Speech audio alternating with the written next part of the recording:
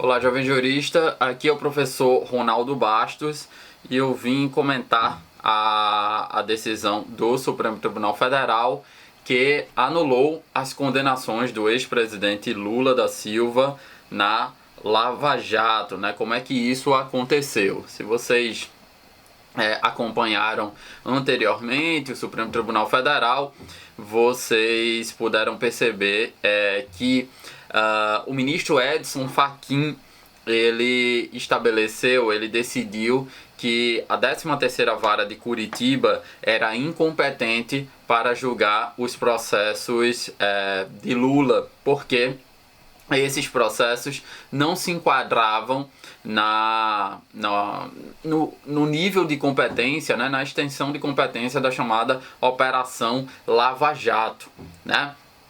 Que extensão da competência era essa? Lá no inquérito, na decisão, deixa eu ver aqui, do inquérito 4130, o STF restringiu o alcance da competência da 13ª Vara Federal de Curitiba e retirou dessa vara a competência para julgar os crimes que não eram decorrentes de corrupção oriundas da Operação Lava Jato. A consequência foi que as investigações iniciadas com as delações, colaborações premiadas da Odebrecht, OAS e outras construtoras que antes estavam no âmbito da Lava Jato foram redistribuídas para as varas federais do restante do país de acordo com as regras de competência, ou seja, no local onde teriam ocorrido os delitos e consumados os delitos, segundo a regra do artigo 70 do Código de Processo Penal. No que diz respeito às ações penais envolvendo Lula, houve um agravo regimental, ou seja, um recurso da Procuradoria-Geral da República no habeas corpus 193.726, por meio do qual o Procurador-Geral da República recorreu ao plenário para decidir novamente sobre esse caso do presidente Lula, né? O que é que argumentava o Procurador-Geral da República? Argumentava que o caso do triplex do Guarujá, o sítio de Atibaia e as doações e a construção da sede do Instituto Lula estavam na esfera de competência, sim, da 13ª Vara Federal de Curitiba, né? Porque embora essas vantagens indevidas que serviram para Lula adquirir esses imóveis em tese e para construir a sede do Instituto Lula, elas, embora tenham sido pagas pela construtora OAS, esses recursos eram oriundos da Petrobras. Isso é o que argumentava o Ministério Público Federal.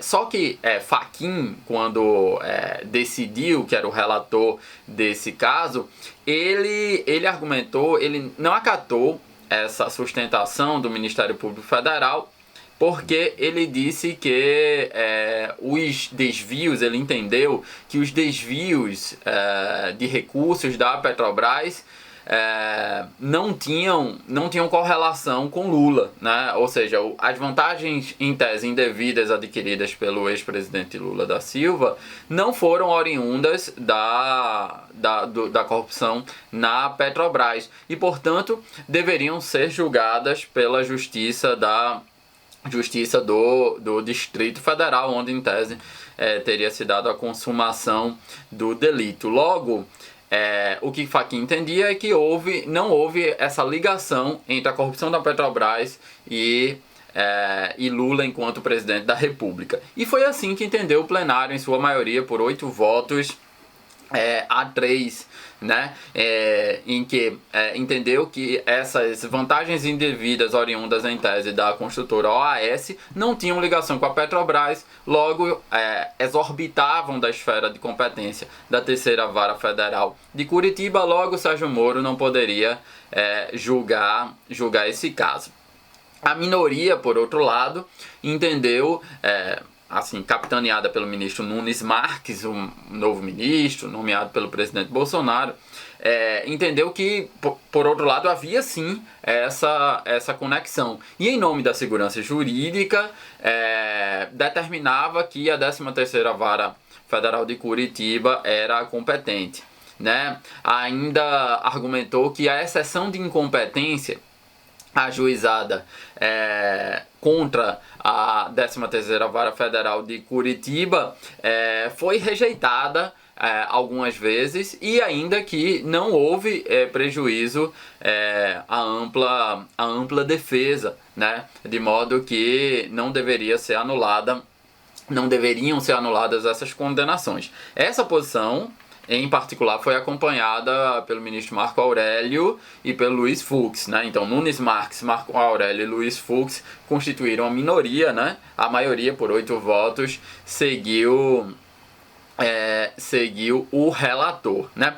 O que houve uma divergência e, nesse caso, é por isso que esse recurso ele vai continuar o julgamento, é que a divergência é se a Justiça competente, a Justiça Federal de São Paulo ou a Justiça Federal do Distrito Federal, porque argumenta o ministro Alexandre de Moraes que como o triplex, como a sede do Instituto Lula e como o sítio de Atibaia ficam em São Paulo, a competência seria de São Paulo e não do Distrito Federal, mas isso vai ser tema lá para o dia 22, na quinta-feira. Beleza, é isso. Espero que vocês tenham entendido. Qualquer dúvida, deixa aí nos comentários. Até uma próxima.